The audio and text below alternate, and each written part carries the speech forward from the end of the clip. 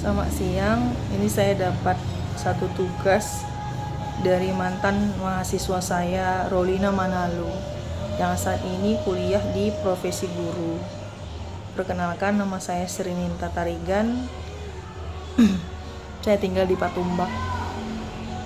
Untuk saat ini saya masih aktif mengajar di FKIP Pendidikan Bahasa Inggris Universitas Prima Indonesia. Baiklah, untuk menghemat waktu akan saya mulai mencoba menjawab beberapa pertanyaan yang diberikan oleh saudari Rolina. Pertama, apa penyebab motivasi belajar peserta didik masih kurang dalam pembelajaran bahasa Inggris? Pertama, kurangnya motivasi itu memang pasti ketidaktahuan dengan arti.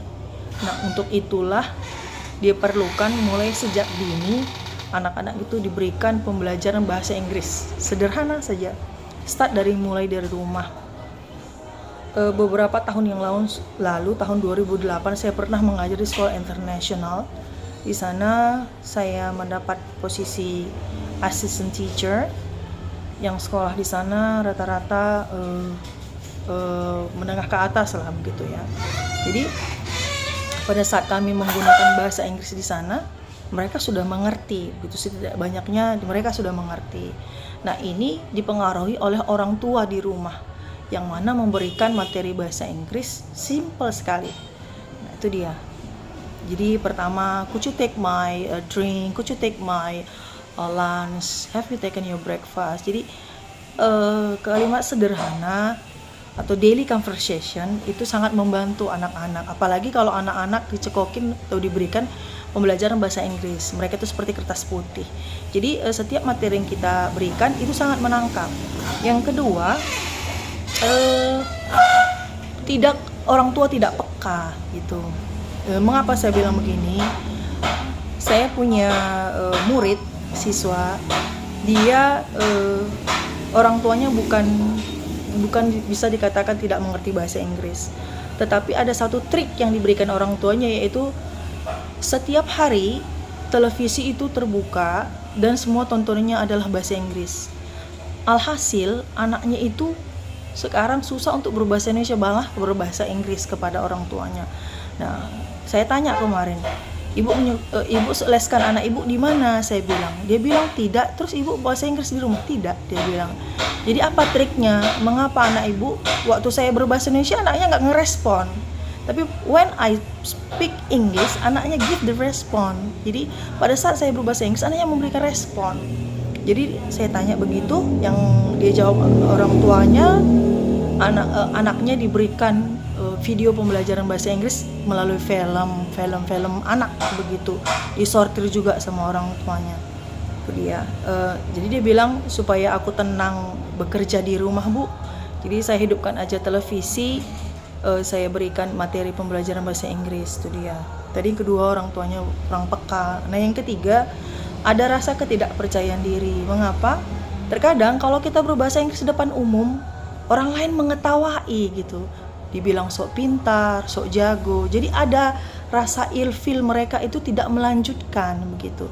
Bayangkan saja, coba kalau saya pernah melihat orang bule ya di depan hotel Danau Toba, dia bawa kamus, dia jumpai tukang beca, dia buka kamus itu, dia tunjukkan, dan orang tukang beca itu mengerti bahasa Indonesia. Nah, mengapa mereka tidak kita ketawahi seperti itu? Malah pada saat kita berbahasa Inggris, kenapa kita mengetawahi gitu? Malah mereka juga kalau disuruh bahasa Indonesia pasti samburetan. Itu ya. Ya sama, kita juga begitu. Sebab bahasa Inggris itu bukan bahasa kita. Untuk saat ini bahasa Inggris itu di Indonesia masih statusnya foreign language. Belum bisa second language. Foreign language. Mengapa masih belum bisa foreign language? Karena second language kita atau bahasa kedua kita itu bahasa daerah kita. Contohnya saya berbahasa Indonesia. Second language saya, bahasa kedua saya adalah mother tongue atau bahasa suku saya, suku Karo. Begitu juga yang di rumah, yang Batak Toba ataupun Jawa, Melayu ataupun sebagainya. Jadi Indonesia belum bisa dikatakan second language. Yang second language itu Malaysia, India, nah Philippines, mereka pakai bahasa Inggris as a second language. Tetapi di Indonesia bahasa Inggris itu belum bisa menjadi second language, masih statusnya foreign language. Tadi dia yang ketiga tadi, yang kedua tadi ketidakpekaan, yang ketiga ketidakada percayaan diri. Selanjutnya untuk guru, kalau saya sih beberapa sebelum, mohon maaf ya, ini saya kemarin mengkritik seorang guru bahasa Inggris. Dia mengajar tingkat dasar. Nah, pada saat itu dia memberikan materi kepada anak saya. Pada setiap pertanyaan dia tidak pakai auxiliary verb. What day today? Today is gitu. What day yesterday? Seharusnya ke what day was yesterday. It was. Pada jawaban dia pakai auxiliary verb. Pada dalam pertanyaan dia tidak pakai auxiliary verb. Nah, ini diajarkan untuk anak SD.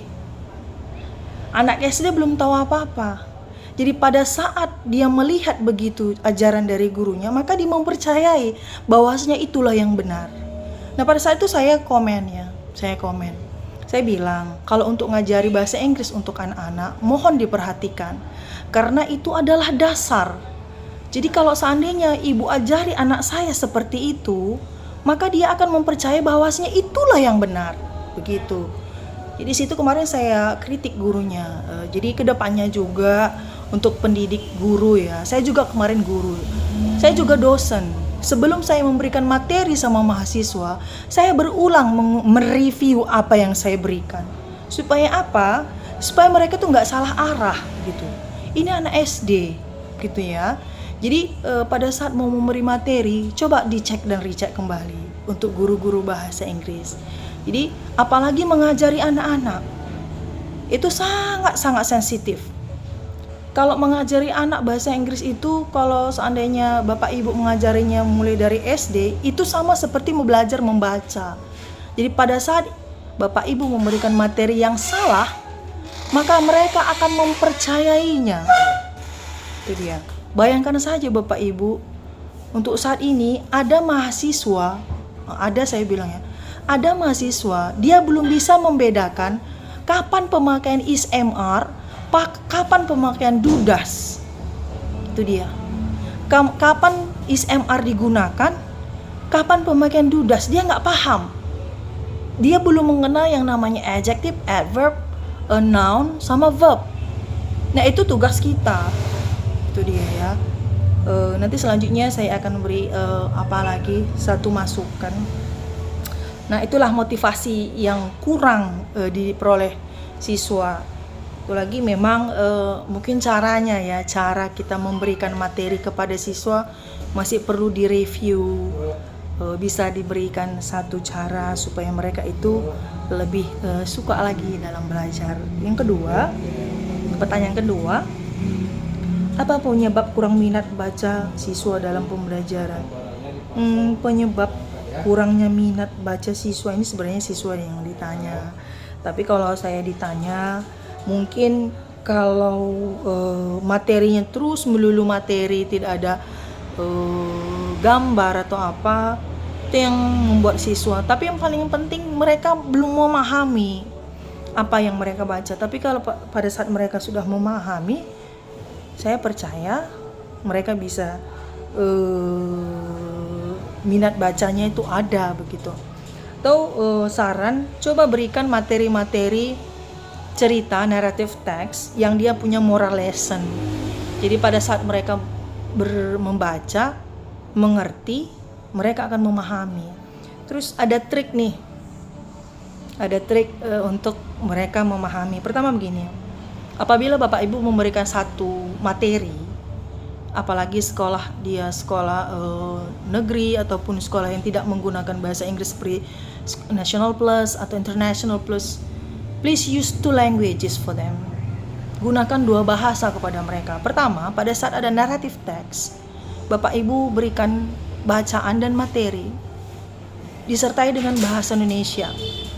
Jadi ada materi, bisa saya katakan repetition di sini, sampai mereka betul-betul memahami apa yang mereka baca. Dengan mereka memahami apa yang mereka baca, saya yakin minat baca mereka itu ada begitu. Nah, setelah mereka memahami apa yang mereka baca, coba suruh mereka menceritakan ulang dalam 2 bahasa. Pertama bahasa Indonesia, kedua bahasa Inggris. Nah, gitu dia. 2 atau 3 kali coba disuruh. Saya yakin mereka bisa memahami dan minat untuk belajar bahasa Inggris. Mengapa saya bilang begitu? Saya pernah melakukan penelitian ini tahun 2013 dan kemarin menang. Saya dapat kesempatan kemarin ke Jakarta Timur, Rawamangun untuk mempresentasikan hasil penelitian saya. Dan kemarin dapat juga penghargaan dari Kemerisdikti. Itu dia. Selanjutnya, ketiga, apa penyebab relasi hubungan guru sekolah dengan orang tua terkait pembelajaran yang masih rendah? Relasi hubungan guru sekolah dengan orang tua terkait pembelajaran masih sangat rendah. Nah, saya rasa ini sangat terkait ya, terkait antara guru, sekolah, dan orang tua. Apa yang terkait?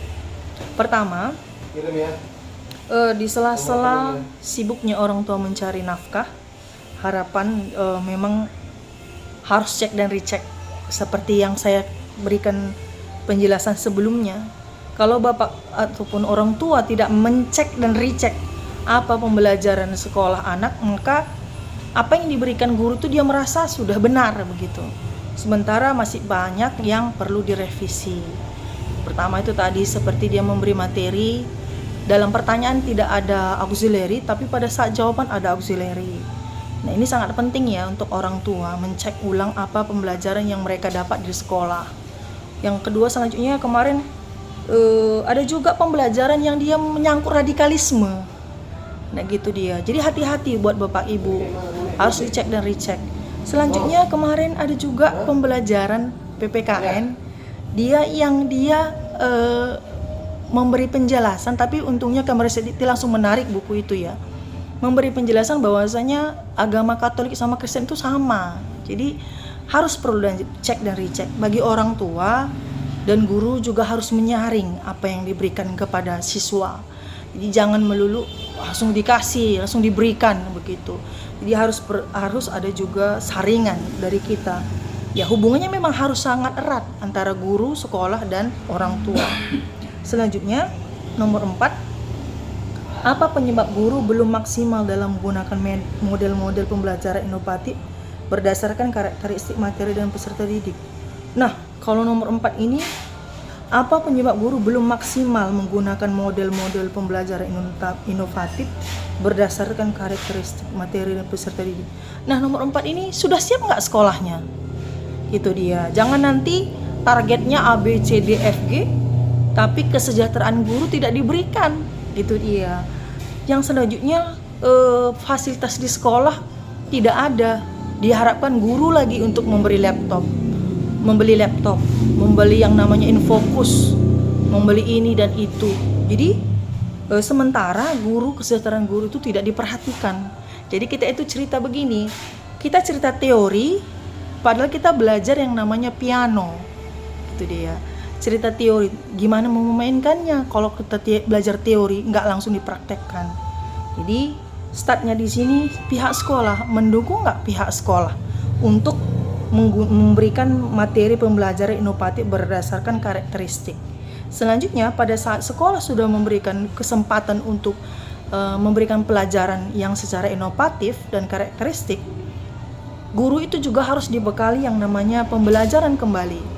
Bisa melalui seminar ataupun penyuluhan dari orang-orang yang pakarnya begitu. Sehingga mereka tidak monoton mempelajari kurikulum yang diberikan oleh pemerintah. Itu dia. Selanjutnya nomor 5, apa penyebab guru belum optimal dalam merancang materi berbasis HOT pada pembelajaran bahasa Inggris? Kembali nomor 4 ya, HOTS, Higher Order Thinking Skill. Kalau kita bicara HOTS, Higher Order Thinking Skill, jadi kita memberi materi kepada siswa itu tidak menjawabkan yes or no. Berarti pertanyaannya why and how. Jadi ada proses di situ, proses berpikir gitu dia. Jadi step juga, could you give the step for this one, why this one, how gitu, pertanyaan itu higher overthinking skill ya.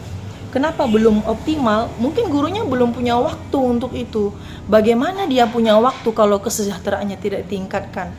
Bagaimana dia bisa memberikan yang terbaik? Ya dia juga harus mencari nafkah di luar yang namanya sekolah.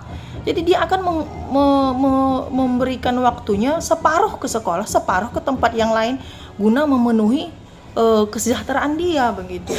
Jadi kalau kita cerita panjang kali lebar, kita cerita yang namanya tingkat kesejahteraan sekolah ataupun produk dari sekolah itu harus ABCD, sementara fasilitas sekolah, kesejahteraan guru tidak ada, berarti itu kita cerita apa aja, cerita kedai kopi ya, cerita kalau, jika gitu. Hanya startnya di angan-angan, tidak yang namanya di nyata gitu. Dia tidak akan optimal bekerja kalau begitu. That is the big point that you have to do. Jadi dia tidak akan optimal melakukan itu. Tetapi kalau dia sudah diberikan kesejahteraan dari pagi sampai sore, contohnya saja adik saya kemarin honor dari pagi sampai jam 2 bekerja, gajinya itu 600.000 dia terima 3 bulan sekali. How come? Ya, gimana ya gitu. Bagaimana dia bisa optimal kepada siswa? Kalau begitu ceritanya, maka dia akan mencari kesejahteraan lain ke tempat yang lain begitu ya. Jadi itu salah satu yang paling, that's the big point you have to do, that school should be do. Apa? Kesejahteraan guru. Itu dia. Jadi pembelajaran bahasa Inggris itu sebenarnya sangat tertarik, banyak yang tertarik karena itu sangat dibutuhkan. Minimal ada lab bahasa Inggris di dalam sekolah, itu dia. Nah setelah ada lab bahasa Inggris, maka ada pembelajaran audiovisual. Audiovisual itu ada bisa melihat dan bisa mendengar melalui film-film yang bisa dicerna oleh anak. Selanjutnya nomor 6, apa penyebab guru belum memanfaatkan teknologi sebagai bahan ajar yang inovatif? Itu tadi, mereka gaptek. Nah pada saat ada bertemu dengan guru yang namanya gaptek, sebaiknya pihak sekolah langsung mengambil tindakan apa? Memberikan penyuluhan dan memanggil orang-orang yang kompeten di dalam teknologi. Nah, jadi kalau Bapak Ibu guru memberikan ataupun pihak sekolah hanya memberikan teori saja, itu tidak sepertinya tidak begitu maksimal. Tapi kalau seandainya pihak sekolah memberikan yang namanya kesempatan melalui orang-orang yang berkompeten, saya yakin itu bisa. Nah selanjutnya ada saran yang mau saya sampaikan. Kalau bisa gitu, kalau bisa dalam satu sekolah itu cobalah guru-guru rapat bersama, membuat buku bersama, tapi tidak keluar dari yang namanya kurikulum. Jadi pihak sekolah mengetahui bagaimana kemampuan siswa di dalam sekolah, terlebih-lebih dia dalam bahasa Inggris. Jadi nggak usah diikutin kurikulum yang ditulis oleh guru-guru ataupun penulis-penulis yang di Jawa. Kenapa saya bilang begitu? Sebab kemampuan anak di Pulau Jawa itu sangat berbeda dengan kemampuan anak yang di Medan dan bahkan sekolah lain. Nah coba guru-guru dibuat yang namanya dikumpulkan, lihat kita berjalan melalui panduan kurikulum bahasa Inggris sekarang ini dan buat buku, sehingga anak-anak itu pada saat dia tamat dari sekolah kita, dia paham minimal begitu ya. Jangan nanti seperti yang saya bilang, sudah mahasiswa tapi tidak bisa membedakan pemakaian ISMR dengan DUDAS. Dia bilang, do you hungry? How come do you hungry? Seharusnya kan are you hungry? Mengapa dia pakai do you hungry? Pada saat saya kasih penjelasan, mereka bilang, oh kami nggak dapat loh mem waktu di sekolah. Saya nggak tahu apakah mereka dapat atau tidak, atau mungkin mereka lupa. Atau dengan cerita guru bahasa Inggris saya dulu saya pernah belajar bahasa Inggris, saya mulai kelas 4.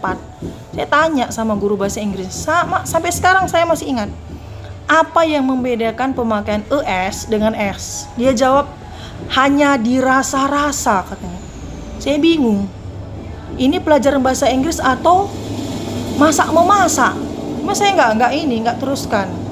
Nah, usut punya usut, rupanya supaya kita les sama dia begitu. Dia ada beberapa teman saya, bukan saya ada beberapa teman saya kemarin tuh les sama Miss itu gitu. Jadi sangat berbeda dibuatnya, yang les sama dia dan yang tidak les sama dia. Nah itu mohon maaf ya, saya sindir begitu, sebab saya melihat begitu gitu. Anak saya juga kemarin korban begitu, makanya saya berbicara seperti ini. Jadi saran saya, sebelum Bapak Ibu masuk ke ruangan, apalagi yang namanya memberi materi sama anak SD, coba dilihat kembali materi Bapak Ibu yang Bapak Ibu berikan. Gitu dia. Hati-hati kepada anak SD, sebab mereka adalah dasar belajar bahasa Inggrisnya. Oke, itu saja dari saya, Rolina. Harapan saya bisa bermanfaat wawancaranya. Selamat sore dan salam sehat buat kita semua.